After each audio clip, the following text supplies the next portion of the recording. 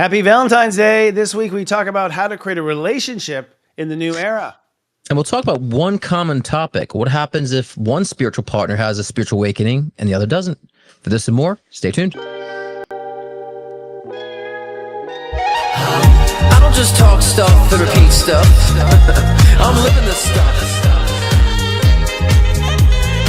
And you can thank me for covering your astro.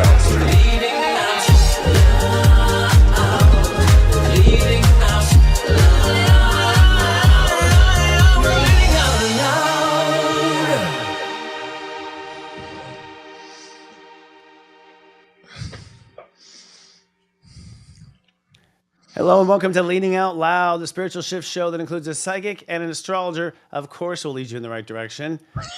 This week we're talking about relationships.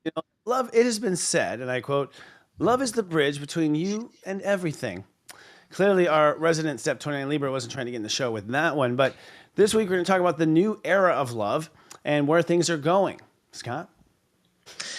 Yeah, I mean, things are going. So, I mean, what are we talking about? Exactly. See, this is why our relationship doesn't work. We'll talk about that as well this week. No, but first, before we talk about relationships, it's Valentine's Day. We have to talk about the weather and the Psychic Surf Report. Yes. Yeah, and go there first. So we're being corny. We've had a good pre-show here, and we're all out of jokes. We're just to let you know. We're out of jokes. We're done. Stick a fork in us. Yeah. But yeah, I mean, go ahead. Do you want to talk about the climate? Yeah, because the climate has been, I would say the climate's been kind of sleepy. And I mean, it's raining by us, but I think it's been kind of sleepy. A lot of people have been, I feel, I don't want to say the lazy word, but kind of lazy sleeping on things. But I don't think that's a bad thing, especially with Valentine's Day coming up. I think it's good to enjoy this kind of lazy energy, the energy of not trying to push so much, right? Not trying to do too much. I think even as we kind of, slide into Valentine's Day, allowing ourselves to take a step back and to enjoy, just doing nothing. Maybe, don't put too much emphasis and create so much projects just because it's Valentine's Day. Maybe let the love shine for itself. So I think to me, the laziness is more so letting the love do the talking, not so much, all your physical actions, what you think you need to do to appease people, That's kind of the climate, I feel. Well, I definitely agree with the laziness, especially from you, buddy. But no, at this time of year is like, please.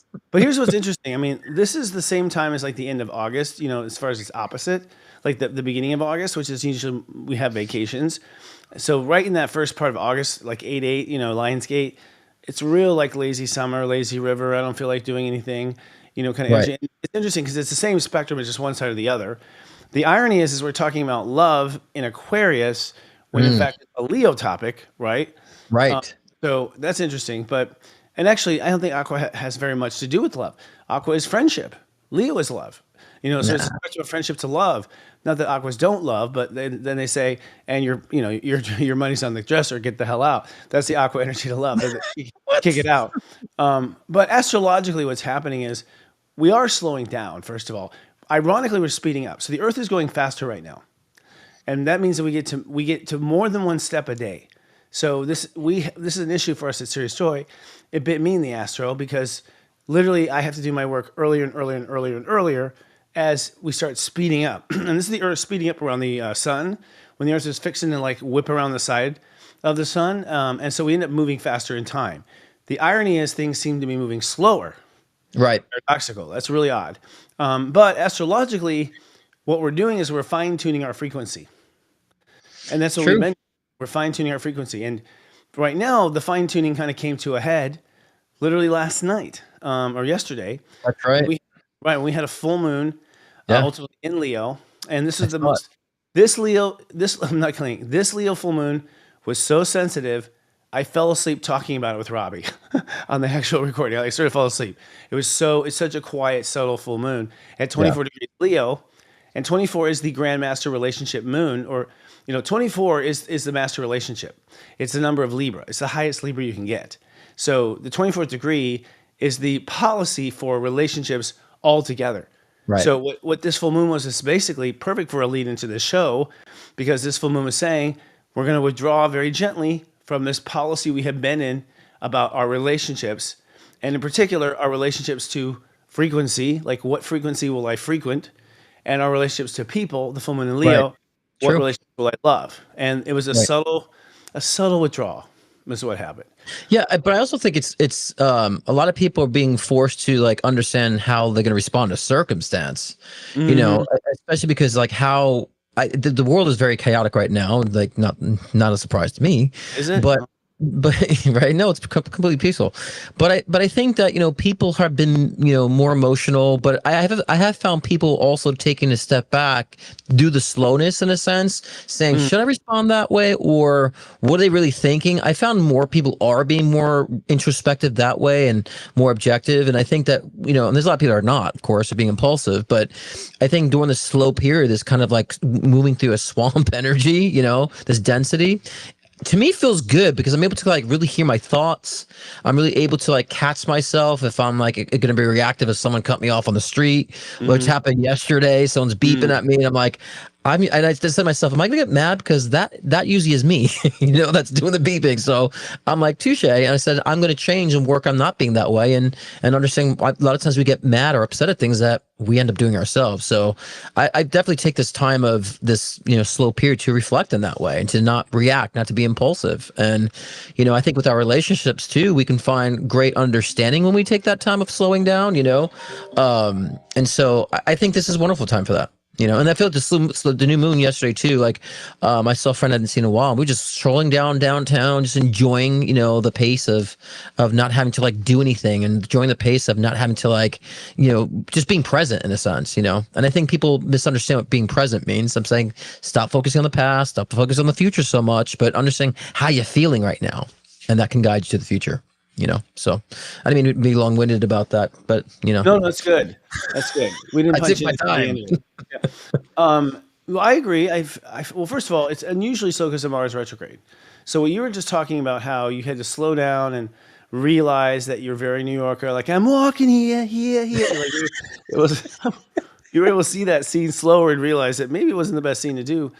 I think that's part of it. Mars retrograde is saying, hey, a lot of times we are vomiting our anger on other people because Right. we're angry, because we're Hmm. angry and we're projecting on others. And Mars, is slowing down now.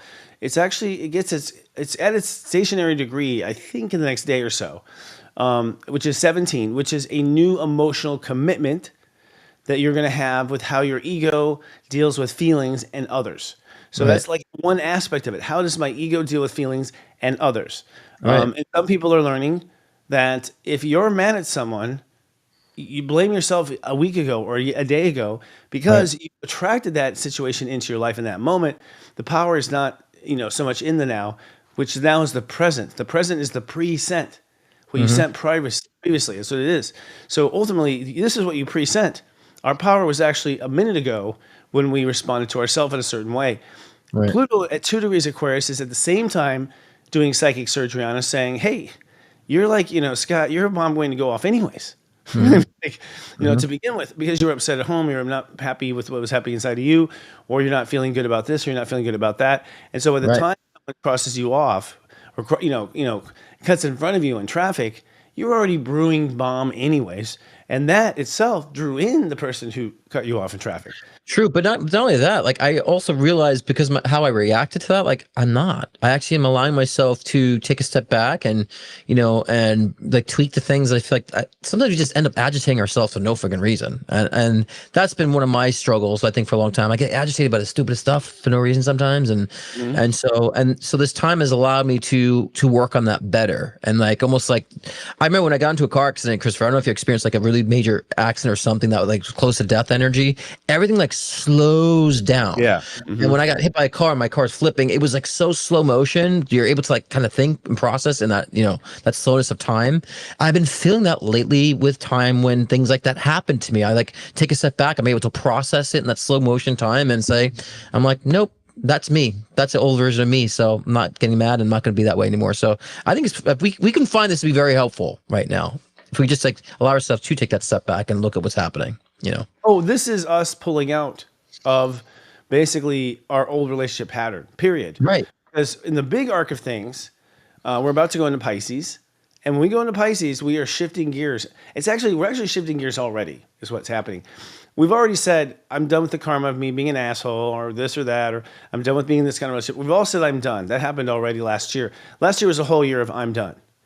Now that we've come into this year, it's been Capricorn, I'm done, therefore I quit. And then Aquarius, I'm done, therefore I don't belong here, I belong there, right? And Right. we're now in the I belong there part. In fact, the full moon on Tuesday was I don't belong here. And now for the rest of Aquarius, it's I belong there. Here. We Right. point to where we belong, the vibration we belong to.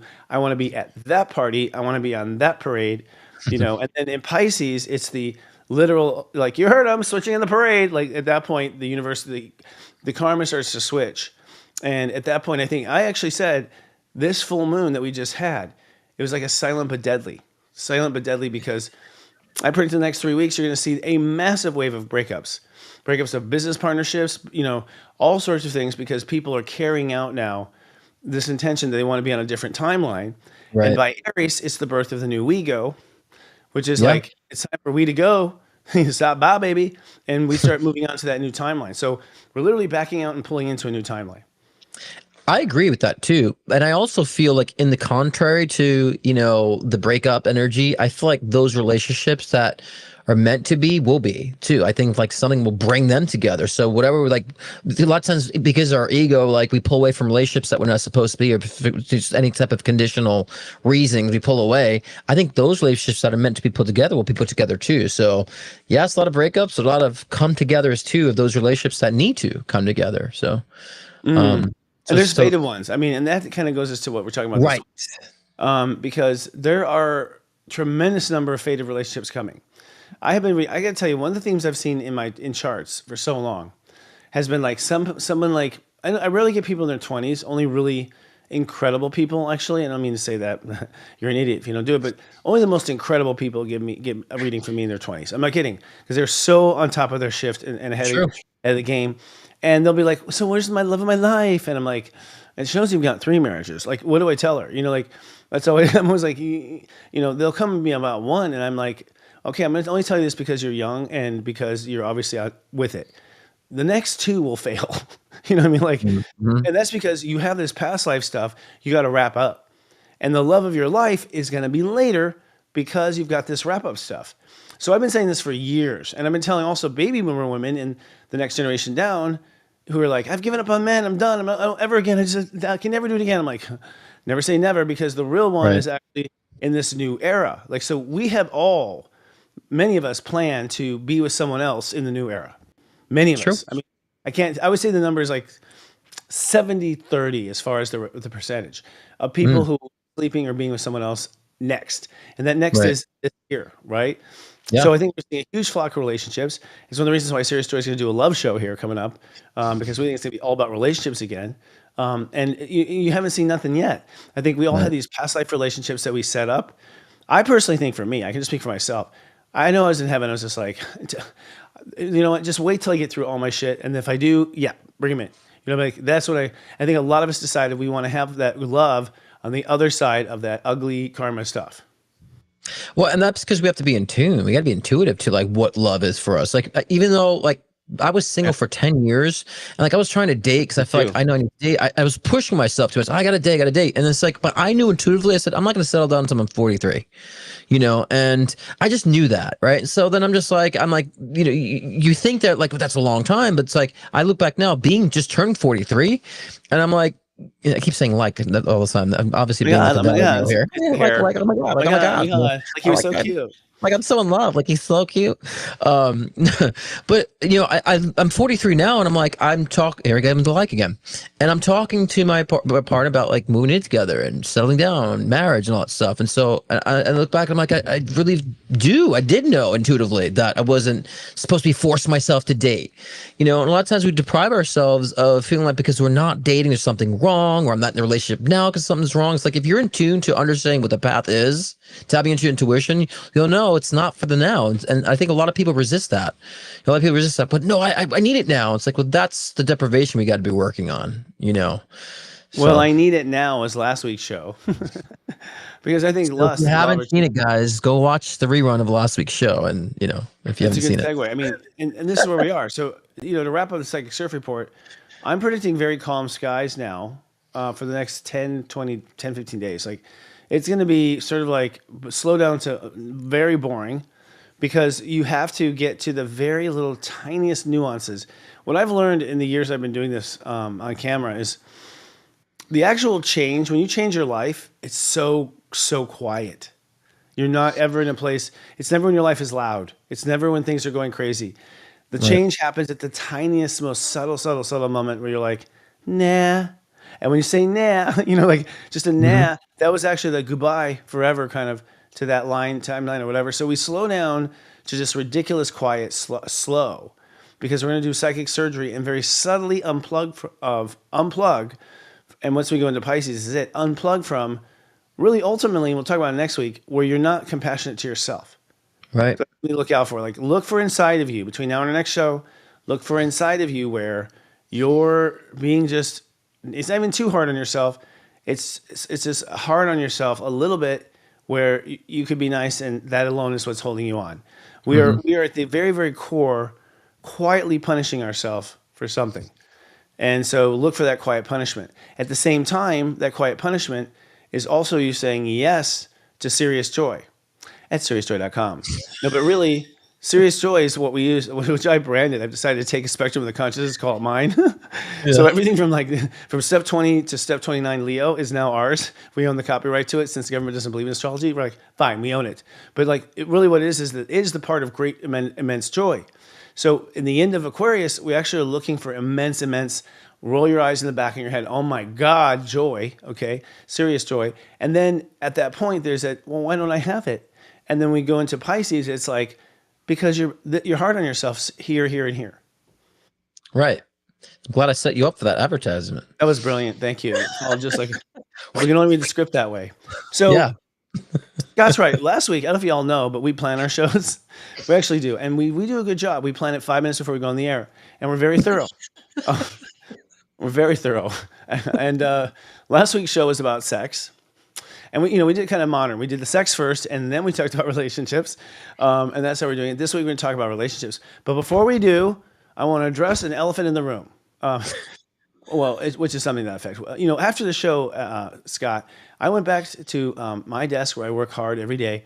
And apparently one of these viewers, which we love our viewers, wrote a 4-page email to us about how I was putting down the sex industry and putting down the porn industry. Yeah, I'm putting down sex, and how I was this prejudiced and I was this voice against, making sexual workers. Yeah, totally. I know. That's what I said. There's a sex worker under my desk right now. That is so wrong. But the point is that the point I want to say here is you guys have no idea what I believe. You have to know this is an entertainment show, and we're always going to just be fun, and we're going to explore the topics in different ways. In fact, we can have a contest maybe of what I actually believe. It'll probably shock you, as far as the concept of my truth. I have to say, besides, besides the stuff you have been through, I just knowing you that you're probably the last person that would judge that. I think, the conversation last week, and, I mentioned that I don't want to say sex worker. I mean, I was a stripper, dancer in my 20s, and I did, fetish shows and all that stuff. And it was my psychology. I put myself, enough to get myself to get jobs as a composer, and it worked. I mean, so, but it was very healing for me. And so I think, sometimes being objective about things, and even though there could be, we have heart and compassion to these things, there's still dangers of the other side of it too that we need to talk about. And so, and I agree. And I think to me, that's where you were coming from last week. I was not offended, being someone who worked in that industry. I do agree. There's certain things to these modalities that could be harmful that we should discuss.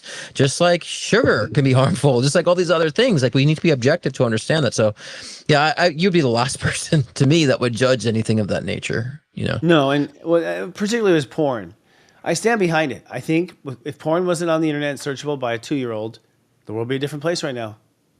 And more all regulated. I felt that we were exposing. I personally feel, now I'm of the crazy opinion that we should shelter children from sex to a certain age. I know it sounds crazy, but I'm seeing what's happened. You see, guys, I get these. I counseled the victims of this shit week after week after week after week after week. This doesn't mean just going off on a high horse, which I love to do. A horse with no name, practically. But I love it.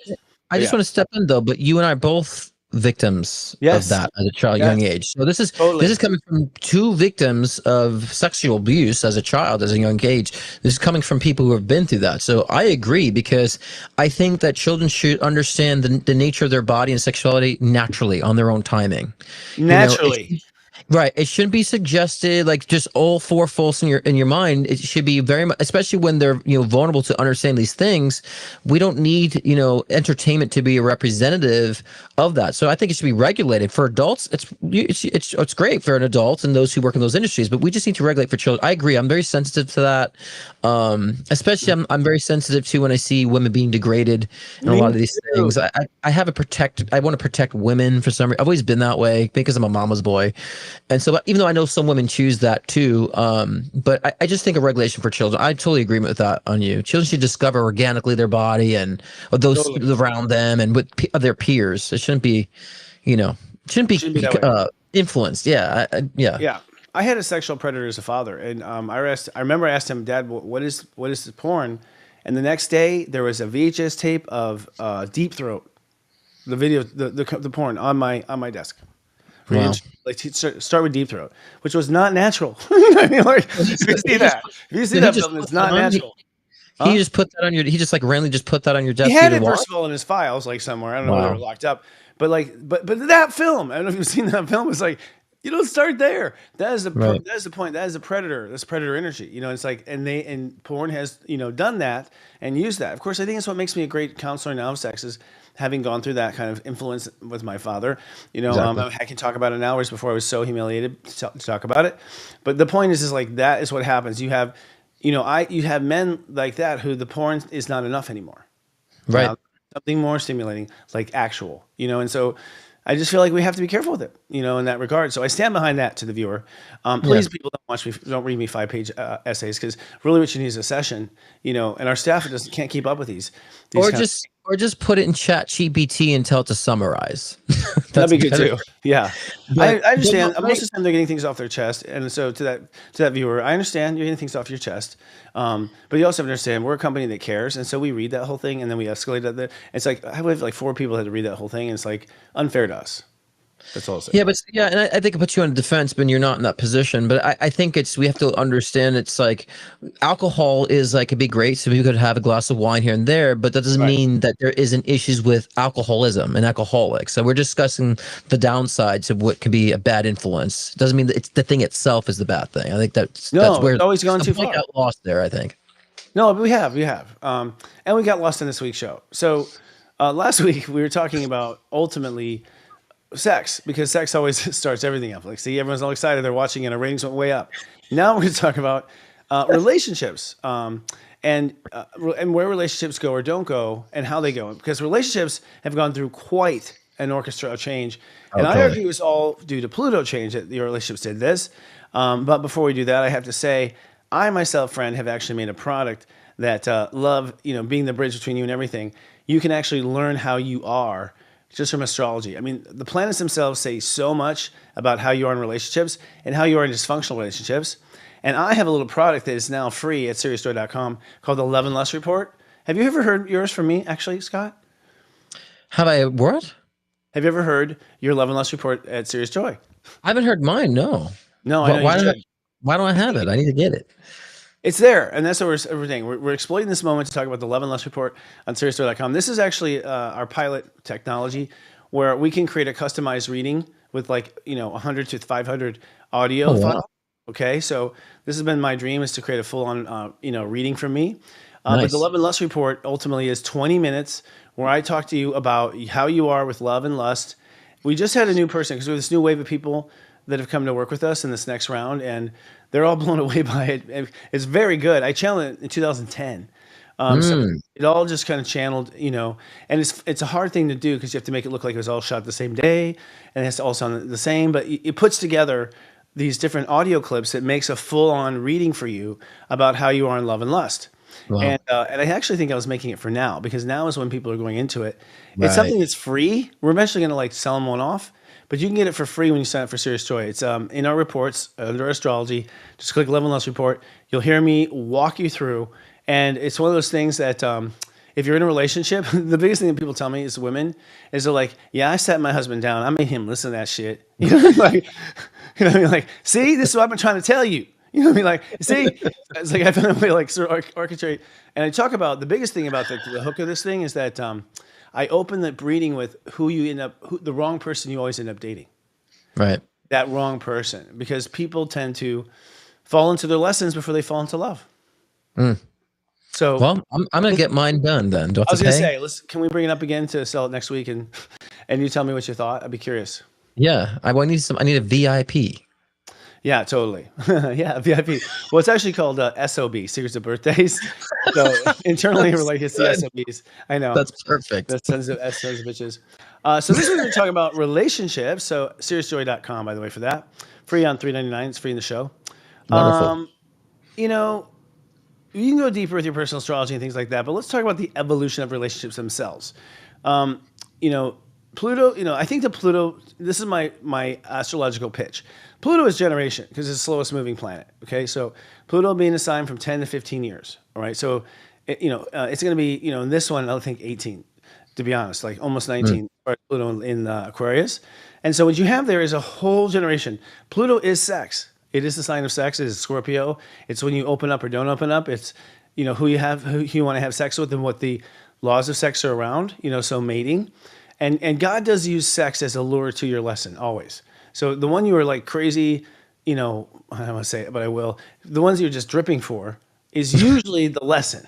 Yes. Right? That's Karmic. the lesson. Yeah. Because real love takes foreplay. Just kidding. But real love does take foreplay. It takes having like laying down the tracks. Pluto, therefore, the sign of sex, tells us where we are learning.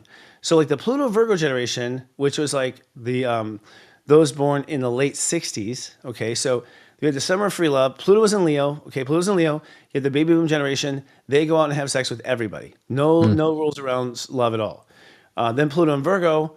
I want to heal this shit. I'm tired of feeling bad. I'm tired of being dominated, says the women. Men, I'm tired of having only one woman. Or having to lie about it. So Pluto in Virgo generation were sort of like the, in some ways, the tidy. The people who are sort of like on the outside looked kind of. I put off this I'm conservative image, but on the inside, I'm a dirty whore. Let me out of the cage. That's Pluto Virgo. Pluto Libra was a relationship in the 70s where it's just like I have the right to do what I want to do. I have the right to date who I want to date. So in the 70s and Pluto in the early 80s, Pluto and Libra is like I'm going to be who I want to be with. I don't have to be married to this prick or married to this person or married to that person. The Pluto Libra generation starts to realize I can have sex with anyone I want. I can do anything I want. I own me. This is my body, right?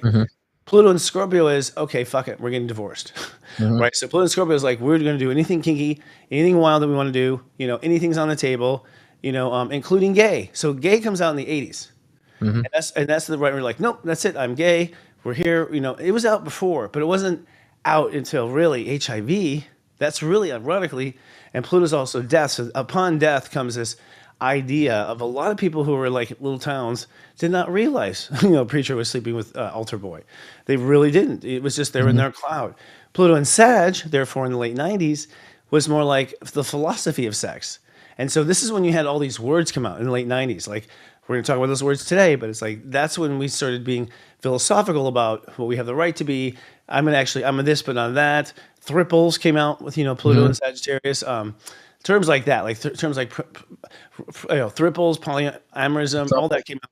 Right. And then we have now Pluto and Capricorn, which is like our control over sex. And it's only been, Pluto Capricorn just got done. So literally those kids are like 15 or 16. They're about to go through puberty. All right. And their whole thing is taking control back, which is like, I'll define what fucking pronoun I am. I'll define if I, so they're like, at this point, you are not going to control me and who I am as a gender, who I have sex with, how many people. No. So it's like absolute, we take control back. So this has been the evolution of sex and relationships. Now that brings us to where we are now. What's going to be Pluto and Aquarius? Before I give my theory, what is your theory of Pluto and Aquarius? Well, I think that people have been recognizing that they were playing roles for the sake of playing the role, right? That's because true. of some sort of ego satisfaction. So those well, I have to have monogamy because I was built to have a serious relationship and build a family. And then they're starting to realize I'm a polygamist. I want to be, with multiple Right. people, right? And they start really defining their true roles. Or those who've been like going around, whoring around, realizing I want a partner. I really want a true partner. I actually want a life partner I can build. So I really find people finding their correct true role and getting out of the roles they were like maybe pushing for because of, like we said in the last episode, people have desires based on karmic unresolved or unresolved trauma. So their desires are spawning to pacify trauma. I feel a lot of us have gone through a lot of that work and associating what they truly want now. And so with Pluto and Aquarius, I think they're going to find their new role and what their new role is. And so I'm surprised my new role is to be monogamous in a relationship. I mean, I always knew I am that, but too. I'm like free spirit energy. So it should be very exciting, but also very healing, but also relieving. For a lot of people. And especially those who've had open relationships, they start realizing they just were not happy and they're really defining what happiness is, that they do want monogamy and so forth. So, and this is not to say monogamy is right or wrong or being a polygamist is right or wrong. It's all suited to your karmic journey. So whatever you just choose to do, it's your journey. But that's the point of Pluto and Aquarius. There's no reservation anymore about who we are, what we decide to do, and how we just, choose to live our lives.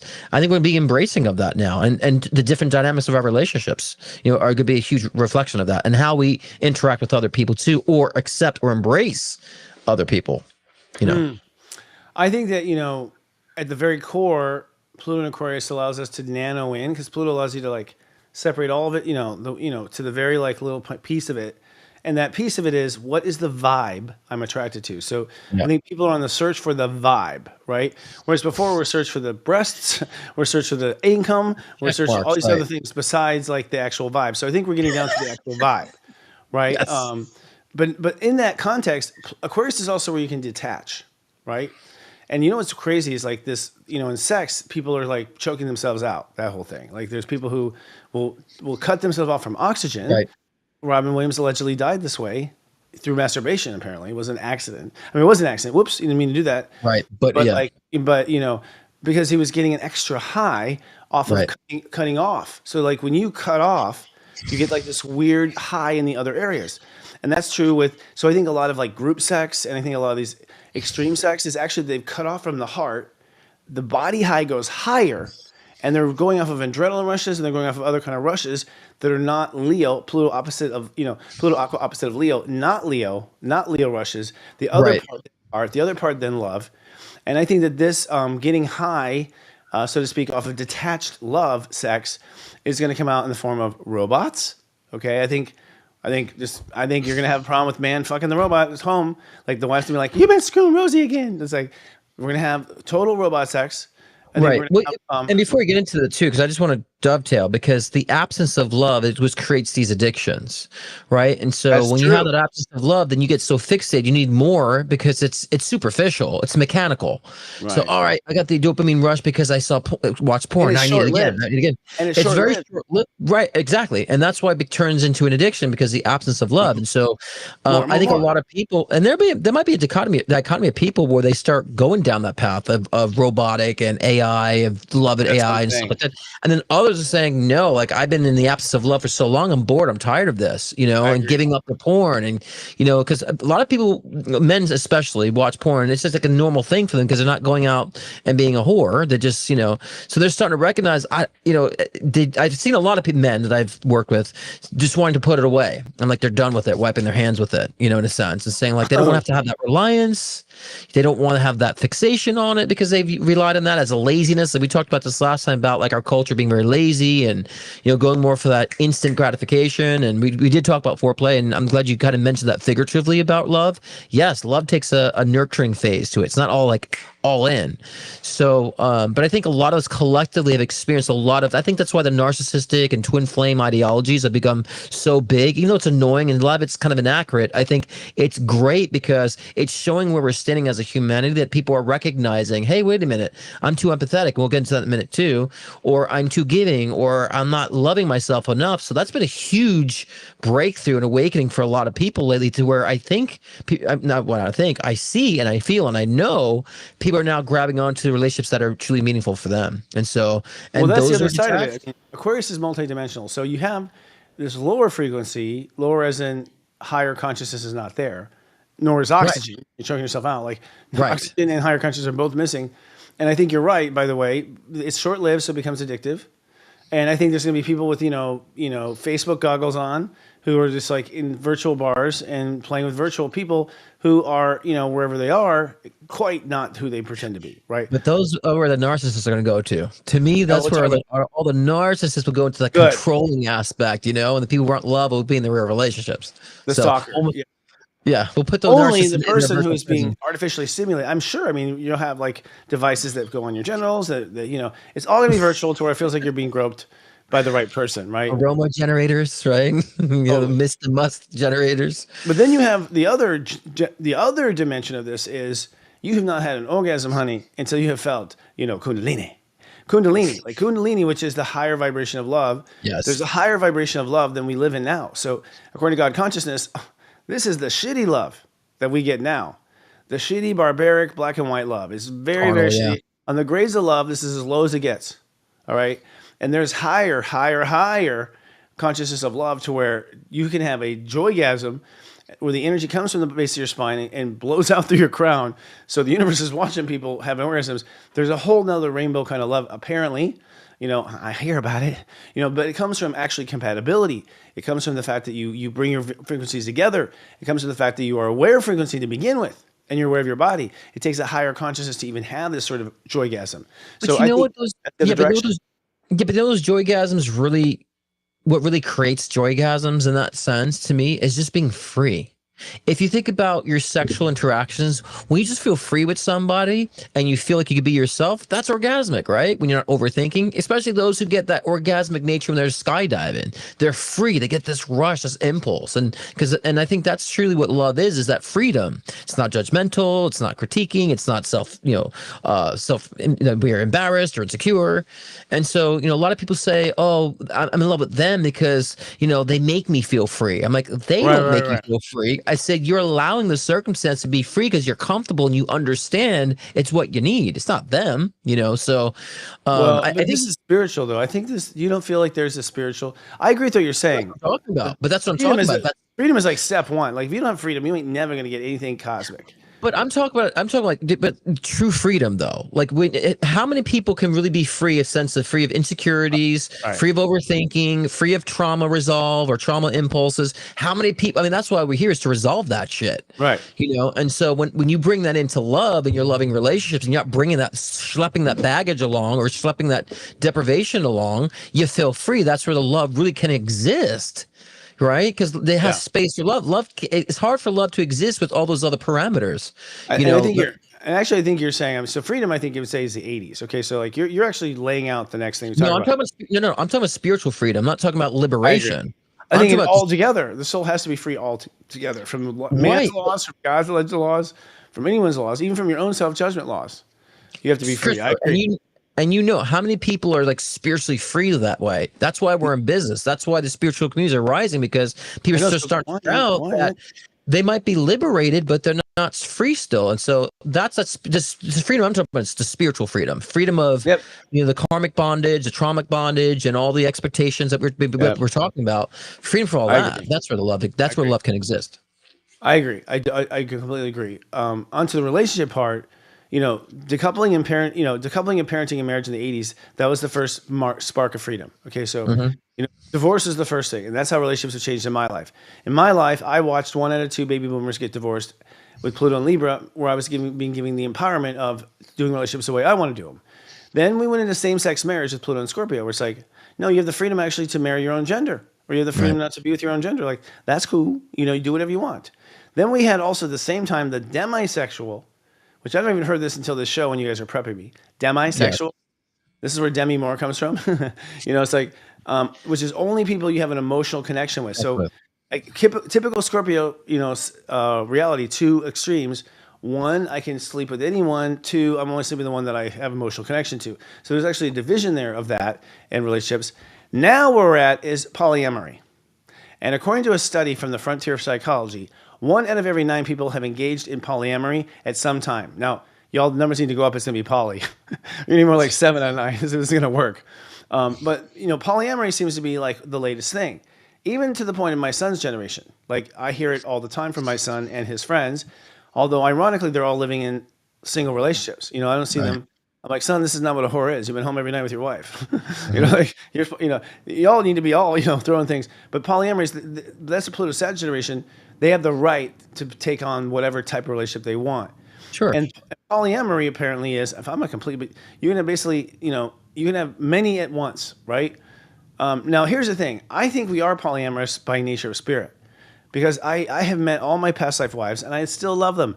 Would I live with them again? Hell no. You know what I mean? Like I learned that in that lifetime. But the love is really there. And when I have a new relationship, the first thing is like, hey, there's these past life wives that sometimes call and like I love them. I'm gonna talk to them. Like that's one of the things I have to have because I'm not gonna like fuck that up again. And they don't want to be with me. They're calling me for advice at this point because they know me.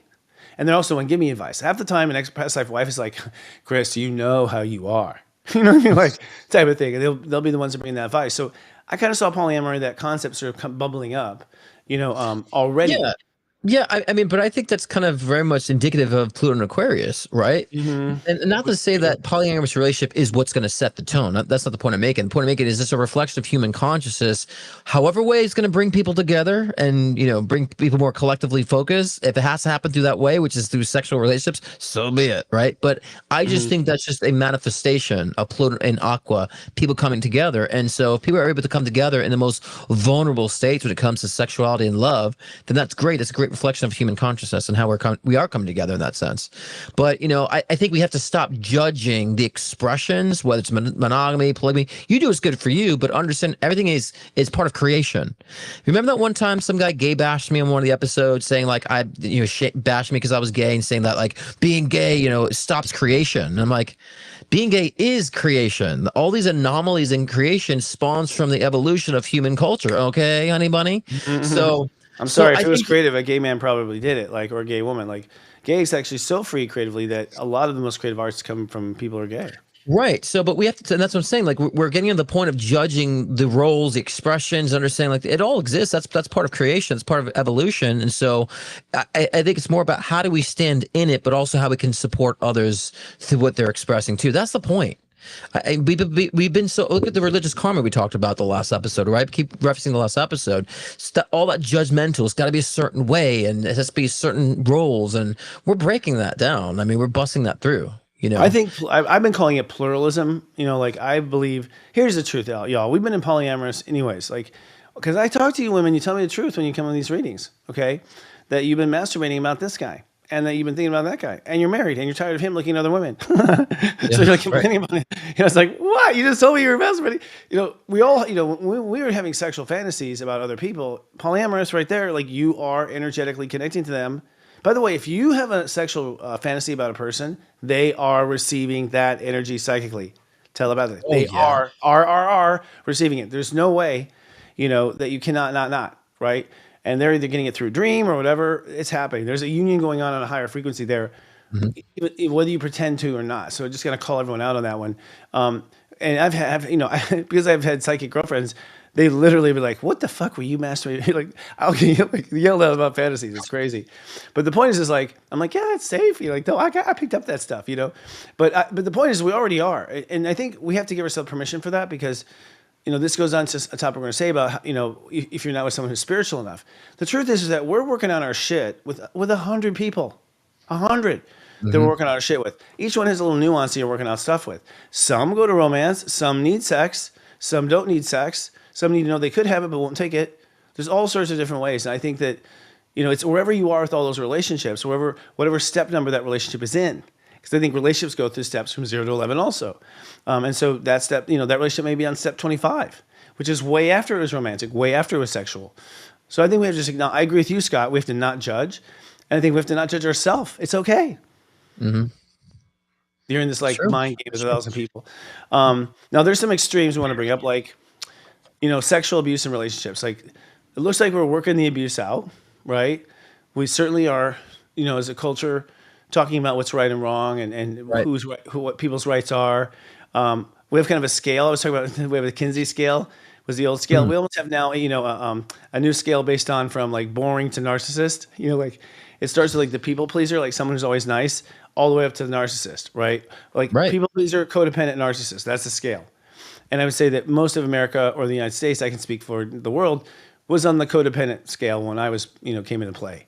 Almost all of us needed somebody. And now we've gotten out of that need part. And to the extreme, we've gone to the narcissist, right? And we just explored those extremes. I mean, what's your thought on narcissists? Well, again, because I think that, like I was saying before, like as an aqua, I always tend to like turn my nose up at trends, right? The trends. But then I realized trends is just a manifestation of where the collective is at. So it's a good key about what we're supposed to learn. So although the whole buzzword of the decade was narcissist, I'm like, but this is a good sign that we're understanding the empathic. That also means if there's a rise of narcissists, there's a rise of empaths too. That means people are discovering their empathic awareness. They're discovering their intuitive awareness. They're understanding their value. Now it's time to pull that back. So I think, now is the time we're starting to recognize, I need to start having more self-respect and not giving and enabling other people, which creates the narcissist. So although it's been the buzzword of the decade, I feel like it's been a great resurrection in human consciousness. So, narcissist is a term for people who, I think it's gotten so much sensationalism that people think that everybody's a narcissist just because they're not in agreement with them. And I think that it's time for us to understand, when we're talking about a narcissist because they ghosted you or they're not following through with you just because they're not interested, maybe we start becoming more the narcissist because, they don't want to get, respond to me. They're not texting me. They don't want to date me. And it's like, we got to be careful of not becoming the thing we say that we detest just because no one is giving us the attention that we need. And I've been seeing a lot of that where the empath goes in the imbalanced structure. They give so much and they become so needy. They start needing too much. Yes. And they start becoming kind of the narcissist that they're trying to avoid. That's a vicious cycle. So as an empath, we have to make sure that we're not my best friend said to me, he's like, Scott, don't be all outbox, meaning like, don't be all spamming emails. Don't be all like giving to everybody else. You got to start receiving some inbox too and love in return. And so I think that when we can focus on this and we put our empathic natures in balance, we don't enable a narcissist energy anymore, but we actually, like I said before, it's just a symbol of empathic and intuitive nature is on the rise actually, and people are becoming more aware. So to me, it's a wonderful thing. I think the rise of the narcissist has been a wonderful thing for realization, but we have to also understand too, there's a lot of narcissists that are just narcissists only because they've gone through massive trauma as well. So I don't think it's fair just to shut them down and shun them, or just because people are like who are very confident. I would say we have to have ego to do the work that you and I do, to be on TV or to be on camera and put ourselves out there. There needs to be a little bit of an ego. So when people say kill the ego and they're all about killing the ego, we need to understand what the ego is for. Ego is for survival. If you rely on your ego to get you through spiritual times, it's not going to happen. But let the ego nurture your ego so it does its role, and then you can be more spiritually focused, and you can see the differences between people. Not so much everyone's a narcissist.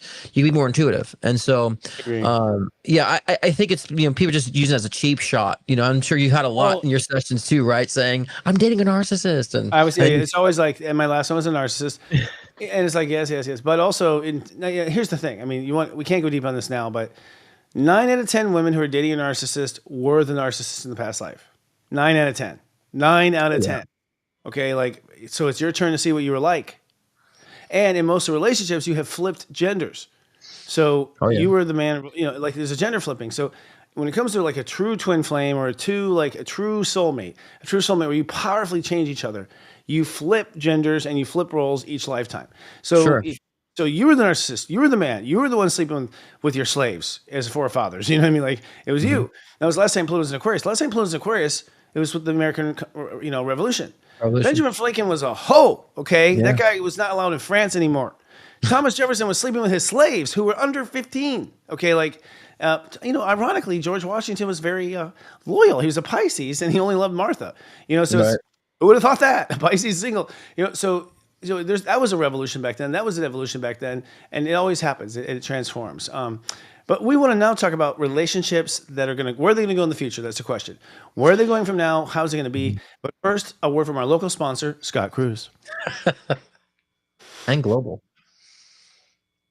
Scott Cruz is popularly known for his life-changing one-on-one readings to also guide in your soul ascension journey. With life readings, get insight into your relationships, career, health, trauma healings, past life regressions, and more. Want to connect with a loved one who's transitioned? Scott's mediumship session can be the gateway to you and your loved ones in spirit, bridging the gap between the physical and the spiritual realm. If you want to enhance your own psychic ability, Scott's Intuition Builder session can help expand your psychic and mediumship abilities. So sign on to scottcruzpm.com to book your own personal session today.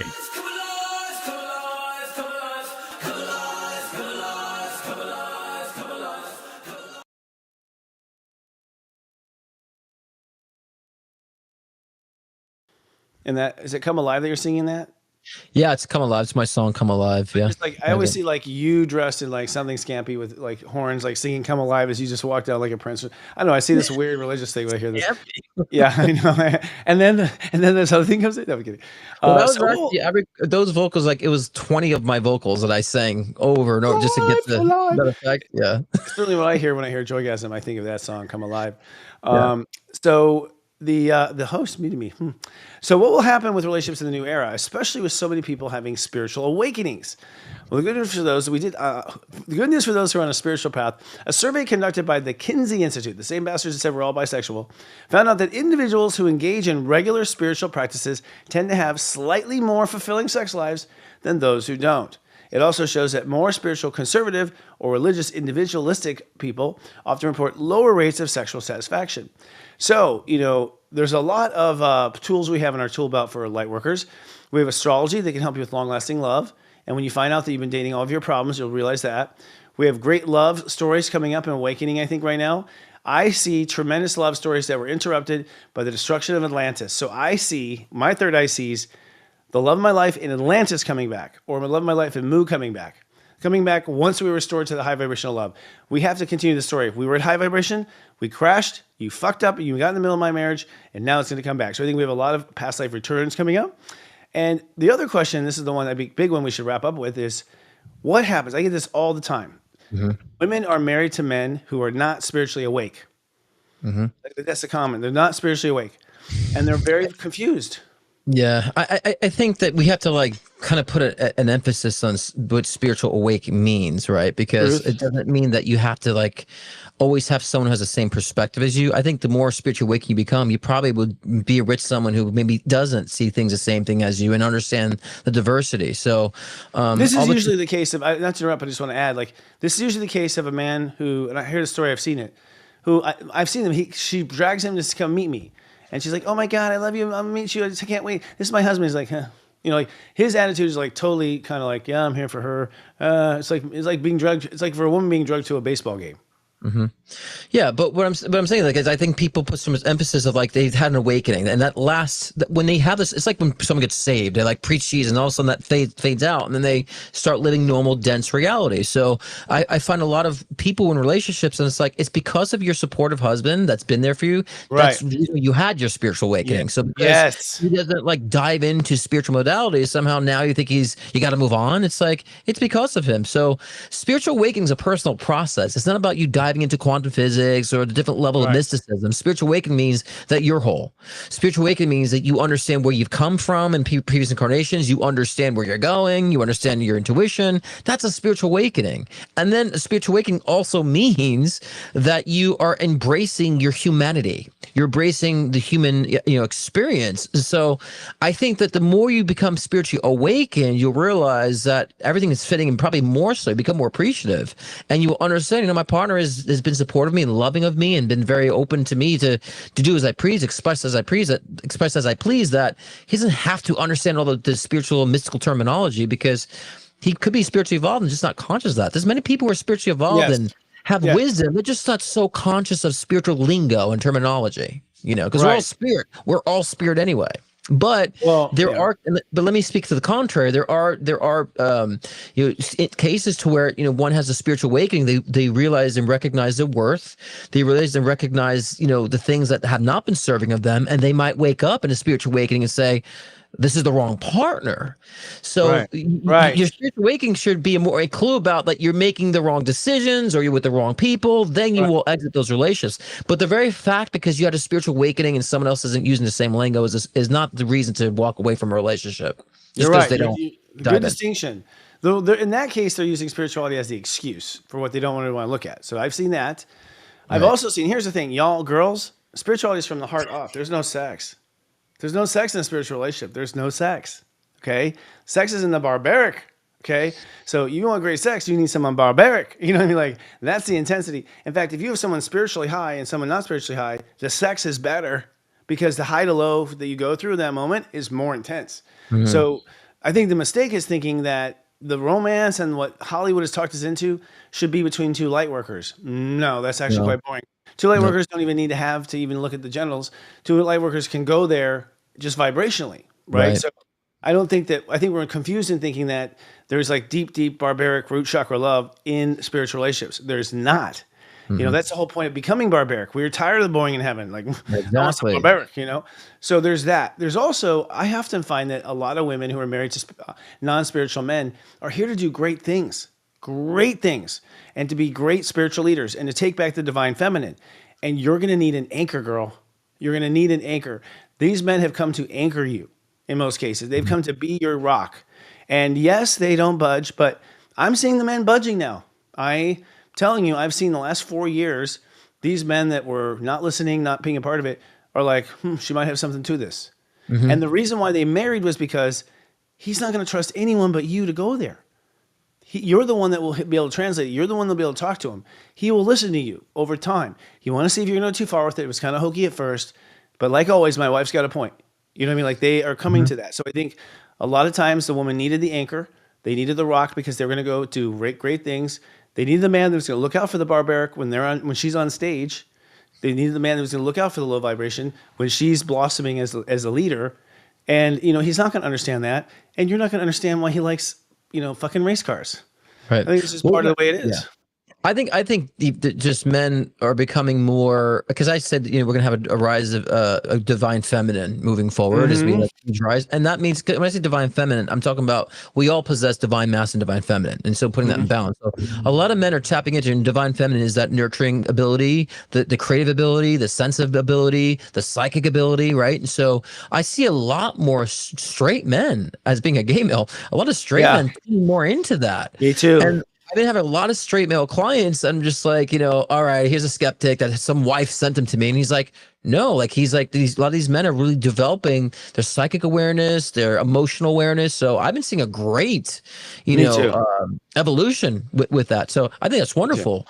But I want to say too, but when we talk about like the spiritual awakening thing, you know, yes, we came here for density. We came here for that carnal nature. We came here for that. So when you're trying to disconnect from all that, that is not an awakening. And if you feel like you have to disconnect and run from everything when it doesn't coincide with, you know, aligning yourself with things that are true for you, just because you're like, ugh, I don't agree with anything. I don't relate to anybody. Ugh. And you start looking down on things. That's not a spiritual awakening. You still have a long way to go. So Yeah. that's a good point. If you are judging anyone, you're not awake. Sorry. Or anything. Anyone or If anything. you're judging, you're not awake. You're not awake. Stop calling yourself awake and them not awake. If you're comparing who's awake and not awake, you're not awake. Like that's a game of being asleep, you know. So we got to call a spade for a spade. I agree with you. Yeah. I do think that we're moving towards a polyamory kind of perspective in the sense that I am incredibly close to so many women as sensei. I am so close that it's a little confusing at times for some women because why doesn't it take that final leap? You can be so close to someone as if they are your partner in so many ways and never go there at all. And that's what I think we're partly learning is that like to allow ourselves to be really close to people and not have to go to bed, you know, and not have to have those other things. If anything, I had a lot of problems because when I went down the lightworker path and whatever, I didn't like that person telling me about light work. Like that's my territory. Like I don't really want my partner to know. I prefer that they know nothing and that I'm God. Like that way I get to be, you know, the king of what I get to be and they get to be, you know, what they get to be. Like and I like that part. And I like being the one that knows more. And I like being the teacher and I like that role. I like it. So I really enjoy it. That's Yeshua's energy. You know, it's just like you understand what people's walks of life are. We're all coming from these different positionings of karma, from different perspectives, different experiences. It's all true. Yeah. And so I think that when we adapt to just finding at least a curiosity about like, where'd you come from? What do you think? What are you feeling? Why do you feel this way? It's like, I'm always curious. That's why I love reading people. And I've been doing it for so long because I've learned so much about people and Yeah. what they see, because what we think is usually common isn't so common, you know. So I've just learned so much from different perspectives, you know, by reading a lot of different people. So when you find that to be a beautiful thing, not a thing to detest, to me that's awakening. I agree, and beautiful. we'll do a show on awakening coming up. But I agree with you. Yeah. I think I personally have no judgment over anything. Like I could fall in love with any walk of life, someone who's in the gutter, someone who's, you know, who is escorting, like anything. Like to me, it doesn't matter. Like I fall in love with the soul, and I don't judge that person. I'm like, huh, interesting. This is how. I find it fascinating the way people construct a complex life in order to learn their lessons, and I don't judge anyone shape. You know, I'm like, yeah, I think it's fascinating personally. The differences. 100%. And I actually, I've just read the comments so many times that I like the unique weird shit. Like, cause it's like, wow, fascinating. Like if someone's like, so you're in love with a horse. Wow. You know, like I'm really interested in that stuff because, it's where we're taking stuff, you know, it's like these weird paths. Yeah, totally. Mr. Ed. Oh my God. No, but that's the point. And a lot of women actually are in love with their horses. I'll tell you that. Whole nother story. It's everything. Sorry about, you know, that potential. So people have crossed line with animals too, which is weird, but also, I don't know. Is it, you know, I don't know. I'm not surprised. Energetically, we are making love to everyone we go to heaven. We become one. Well, to me, the more perverse something is, the more you've had a disdain for in your previous incarnation. So probably they were animal killers, you know, and didn't respect That's animals. true. That's true. So overly perverse where it's like, oh yeah, you want to like dismiss animal here? You're going to be fascinated and sexually attracted to it and be shamed by people. So, you know, I definitely find the deeper the perversion, the deeper the disdain you had previously, or the deeper disrespect you had previously in a previous incarnation. That's usually true. And actually you just set up for our close perfectly, brother, subconsciously under my manipulative control. No, I'm kidding. Next week, we're actually going to talk about past lives. We're going to talk about past lives. We're talking about past loves. And we have a special guest on the show who's a past life regressionist therapist, like a person who puts people under and then finds out about their past lives. Heron DeWitt, who is trained directly by the Dolores Cannon. And he's from that Dolores Cannon Institute. He's going to talk about how he gets into past lives just in time for the Pisces season when we'll be opening the lid of past lives. Also, I want to run this at the end of the show, if we can, Mr. Director, which is we have the 40 days of past lives and karma coming up on SeriousJoy.com. It's actually on SeriousJoy.cloud. We no longer give it away with our service. We now have a price for it. It is a 40-day course that will bring you to understand your past lives. If you can't think of the actual name that you were in that past life, you will understand so much of who you were in that past life through simple journaling exercises and guidance from our practitioners. You will see for yourself. Now, some people are afraid to look at their past lives. Some people are afraid to go to someone like Jerome DeWitt. And so this is a great first step because you'll see in the power of your chart and your own journaling and your own memories and your own childhood, you will see these patterns very clearly. And we walk you through the patterns. And this is once a year. We only do this right when the sun starts at Pisces. So as you journey down the rabbit hole of subconscious, we are taking you deeper and deeper and deeper with past life prompts. So if you want to know more, it's in the cloud at SeriousJoy.cloud. SeriousJoy.cloud. If you want some help, we also have tutors, and you can also be tutored in the same time with some packages there. Also at SeriousJoy.cloud. Even for my own subscribers to Serious Joy, may want a tutor because sometimes that shift is complicated. All right. Yeah, and also next week we'll be able to like explain all three different processes of how we do past life regressions, how you do it with astrology, how I do it as a medium, and how he does it with his therapeutic hypnosis. So we have three great different variables of how people can access their past lives. Yes, past lives are accessible in many ways. And I will say, just for those who are doubting, I did not have my first convincing past life flash until age 42. Really? Yeah. Wow. Did not till age 42. I had too much other shit. If you have trauma, you can't see your past lives. You only see the traumatic ones, if anything. Well, I had mine. I had trauma. And I had mine in my mid-20s. But you're a professional psychic medium. Oh yeah, that's right. You can't scale the world to you. You were born. You're like very talented there. Most people just can't. And I'm a very psychic kid. I was reading people when I was a kid, but I found out that your past life memories. You're not supposed to go into past life because you're supposed to live past life by example and then see why. You know. Yes. You were that way. You know, that's the way God seemed to do it. So don't beat yourself up. You can start to get to know it conceptually right now in your 30s at 40 days of past lives and karma. and there's a time for it too, because not every time is going to be, you're going to receive it. Right. And there's a time to where I would say past life regressions happen where there's some sort of like a trauma recognition or realization. Yes. It fits in perfectly to make that breakthrough. So yeah, don't feel bad if you haven't had one. Yeah, totally. Yeah, actually, it happens when it's meant to happen. And a lot of times people are learning first about how they express their past lives and their behavior before they get into the why. You got to know what before why. Okay. Yep. So y'all enjoy your Valentine's Day and remember to love yourself and love yourself some more. You are the most important relationship you have, and everyone else is special in your life after you. You come first. Thank you for being you and leading out loud. We'll see you next week. Love you. We love you. Oh my God. So this horse I'm dating, This horse. hung like a You know, bear, but a horse. I'm kidding. I've been getting a lot of like people who work with horses and a lot of horse, people, who have horses. I've been getting a lot of that lately. So Me too. I'll probably be around horses, soon. Well, for women, it's that ride in the saddle that I think really is like Well, what starts the relationship. Yeah, that's a different kind of horse. No. I'm telling you, women and horses, like they're crazy about their horse. Really? Yeah, of course. Yeah. They're like crazy. Cowboys too.